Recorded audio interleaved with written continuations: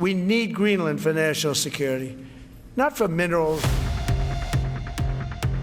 US President Donald Trump's fixation for Greenland has stirred controversy and tension not only among Danish and Greenlanders, but has raised concern over the existence of NATO. Trump's renewed interest in Greenland following the dethroning and capture of Venezuelan President Nicolas Maduro has forced the nation in the Arctic region to think seriously about the US president's need. Trump and his administration are now mulling options, if needed, even militarily, to annex Greenland.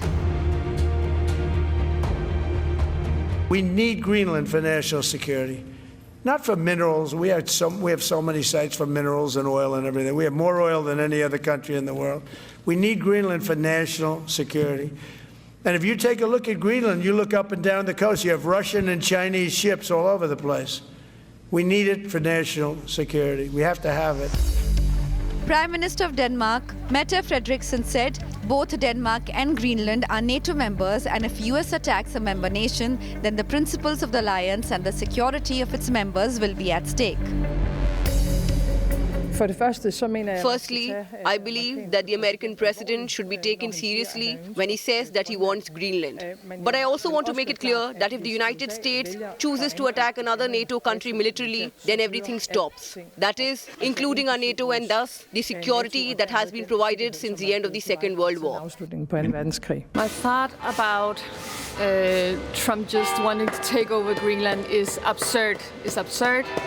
And I think he's the archetype of greed, and we need to push back and let him know that this is not for him. And it's just madness. In the face of threat against a European nation and a NATO ally, 7 European countries have reaffirmed in a joint statement that Greenland belongs to its people, stressing that issues concerning Denmark and Greenland must be decided solely by Denmark and Greenland. Żaden członek Paktu Północnoatlantyckiego nie powinien.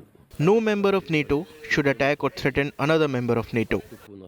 Otherwise, it would lose its meaning if conflict or aggressive actions occurred within the alliance. Gdyby w obrębie tego paktu dochodziło do konfliktu czy wzajemnych agresywnych kroków. And as far as Greenland is concerned, I can only say that Greenland, like the Faroe Islands, is part of the Danish kingdom. And since Denmark is a member of NATO, Greenland will in principle have to be defended by NATO.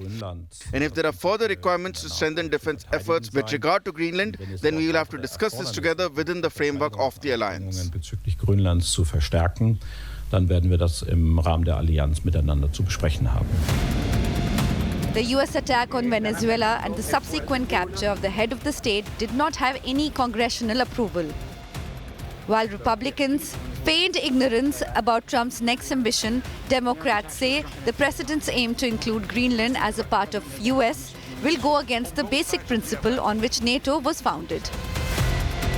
Well, I'm going to go by what the president says, and it didn't come up in his meeting with us today, and he and I haven't had a discussion about it, so I don't know. I think Greenland is viewed by a lot of people as something that would be a strategic positioning for the U.S.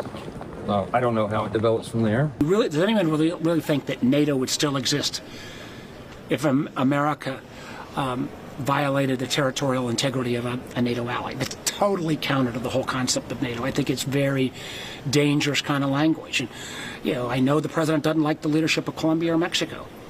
But both of those leaders were elected by their own population. So I think, again, there's got to be some red lines here someplace. Greenland, located in the Arctic, is more to home than 56,000 people. It's an autonomous territory of Denmark and is strategically located between US, Europe and Russia.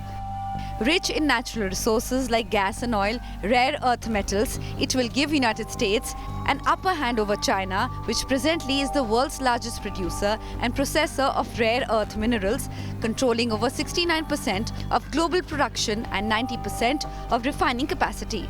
With changes in climate and the melting of Arctic ice, accessibility to the northern shipping routes throughout the year will become more important.